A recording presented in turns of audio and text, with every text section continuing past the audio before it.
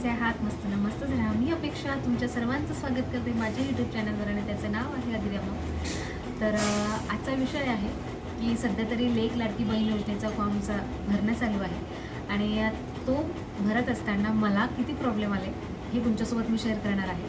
आणि माझ्यासोबतच अनेक लोकांचे फॉर्म ॲप्रूव्हल होऊन सुद्धा त्यांना रिजेक्टचे मेसेज आले, त्याच्यामागचं कारण मी तुम्हाला सांगते।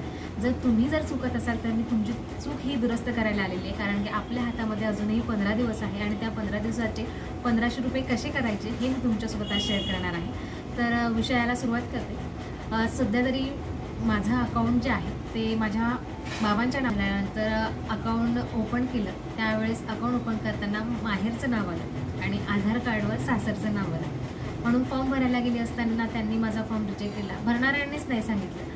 मग पुन्हा त्याच्यामध्ये माझे 15 दिवस गेले, कारण मी दुसऱ्या बँकेचं अकाउंट ओपन केलं आणि दुसऱ्या बँकेचं अकाउंट ओपन केल्यानंतर पासबुक येईपर्यंत आणि अकाउंट नंबर मिळेपर्यंत मला तो कालावधी घ्यावा लागला।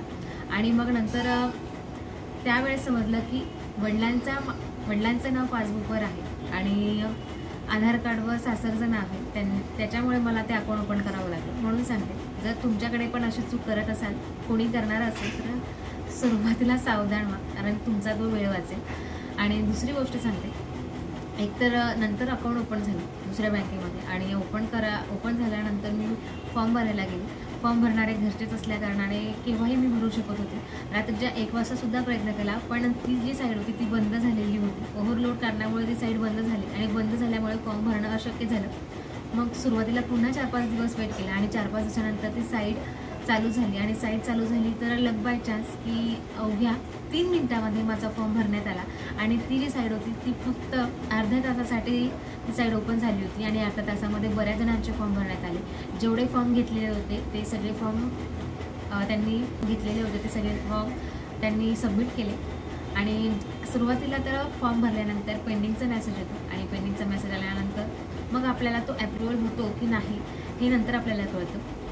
पण आणि रियालिटी आहे, आमच्या शेजारच्या ज्या 2-3 काकू आहेत त्यांचा अनुभव सांगतो।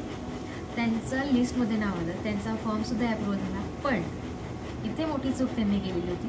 त्यांचं जनधन खात्याचं अकाउंट होतं आणि ते अकाउंट 2 वर्षापासून त्यांनी त्या अकाउंटमध्ये पैसेच टाकलेले नव्हते, त्याच्यामधून ट्रान्झॅक्शनच झालेलं होतं, त्याच्यामुळे ते जे अकाउंट आहे ते बंद पडलं। आणि तो जो नंबर आहे त्यांनी त्या फॉर्ममध्ये टाकलेला होता, तो जो अकाउंट नंबर होता तो त्या फॉर्ममध्ये त्यांनी टाकलेला होता। आणि ज्यावेळेस त्यांचं नाव त्या ॲप्रूव्हलच्या लिस्टमध्ये आलं तेव्हा त्यांना कळलं की ते जे अकाउंट आहे ते बंद झालेलं होतं। आणि नंतर बँकेमध्ये चौकशी केल्यानंतर त्यांना समजलं की KYC करूनही फायदा होणार नाही, कारण ते अकाउंट ओपनच होणार नव्हतं, ते चालूच होणार नव्हतं। मग काय, त्यांचे ते पैसे आता मिळतात की नाही मिळत हे माहिती नाही आहे, पण त्यांना खूप मोठे प्रयत्न करावे लागतील। ही त्यांची पहिली चूक झाली।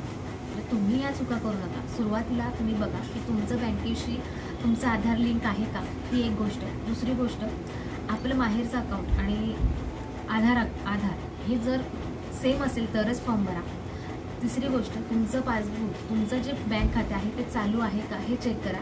आणि चौथी गोष्ट, आणि दुसऱ्या काकूंचा एक अनुभव सांगते। शेजारच्या काकूंचा अनुभव म्हणजे त्यांचं आधार कार्डवर नाव होतं सरिता आणि फॉर्ममध्ये माहेरचं नाव टाकलं गेलं अनिता, त्यांच्यामुळे सुद्धा त्यांचं लिस्टमध्ये नाव आल्यावर सुद्धा ते नाव जे आहे ते रिजेक्ट झालं, त्यांना रिजेक्टचा मेसेज आला।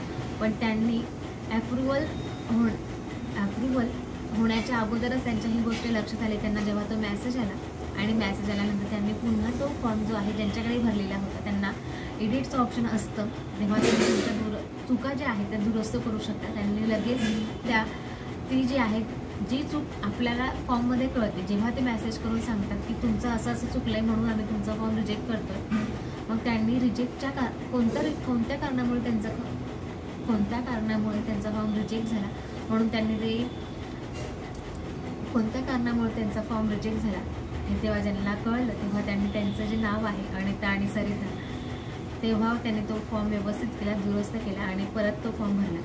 म्हणून सांगते की तुम्ही जर फॉर्म भरत असाल तर ह्या ज्या चुका आहेत त्या अजिबात करू नका। तुमचे डोळे आणि तुमचे कान उघडे ठेवा, जेणेकरून तुमच्या हातून या चुका होणार नाहीत आणि तुमच्या हातून चुका होणार नाहीत तर तुमचे 1500 रुपयेसुद्धा कोणाला जाणार नाहीत। जर तुम्ही ह्या चुका केल्यात तर तुम्हाला 1500 रुपये मिळणार नाही, कारण तुमचा भाऊ तुम्हाला हे पैसे कसे देणार। म्हणून सांगते की बँक खातं आधी बघा तुमचं चालू आहे की नाही. जर चालू असेल तरच तो फॉर्म भरत असताना तो अकाउंट नंबर टाका. आधार कार्ड हे तुमच्या बँक खात्याशी लिंक असायला हवं.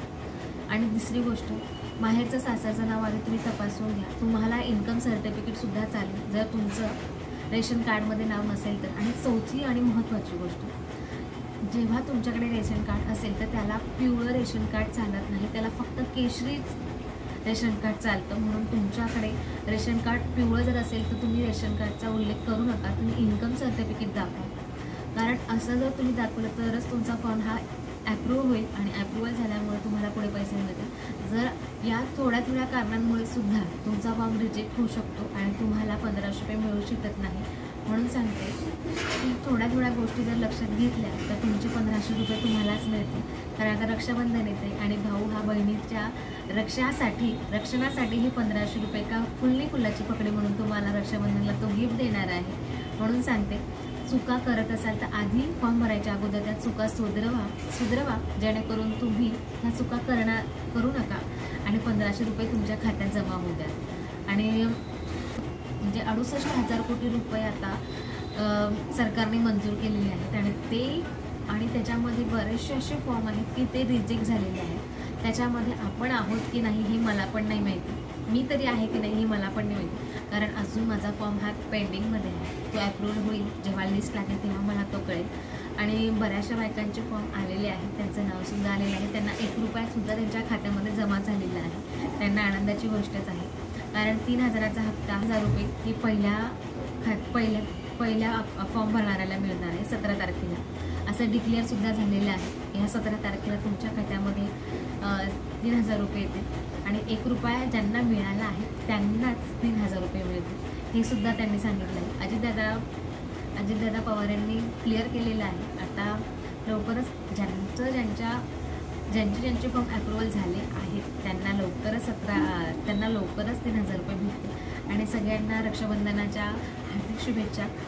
आजची माहिती थोडीशी होती आणि कळकळीची होती. तुम्हाला कशी वाटली नक्की कमेंट करून सांगा. आणि ह्या चुका जर झाल्या असतील तर फॉर्म भरायच्या अगोदर सबमिट करा, ॲप्रुव्हल होण्याच्या अगोदरच दुरुस्त करा. एकदा जर चुका झाल्यानंतर त्या दुरुस्त होणार नाही, वरती लिस्ट आल्यानंतर त्या दुरुस्त होणार नाही. आणि हा जो फॉर्म भरताना 2च वेळा तुम्हाला फॉर्म भरायची त्यांनी सवलत दिलेली आहे. एक वेळा पहिल्या पण होते आणि दुसऱ्यांदा एडिट झाल्यानंतर तो, असं 2च वेळा तुम्ही फॉर्म भरू शकता, तिसऱ्यांदा भरू शकत नाही. म्हणून सांगते, ज्या चुका झालेल्या आहेत माझ्याकडून म्हणा किंवा आमच्या शेजारच्या काकूकडून म्हणा, त्या तुम्ही करू नका आणि तुम्ही लवकर सावध व्हा आणि तुमच्या खात्यामध्ये 1500 रुपये लवकरात लवकर मिळवा अशी विनंती सांगेल. चला तर मग आजचा व्हिडिओ इथेच संपवते. कसा वाटला नक्की कमेंट करून सांगा. पुन्हा व्हिडिओ काय छानशा व्हिडिओ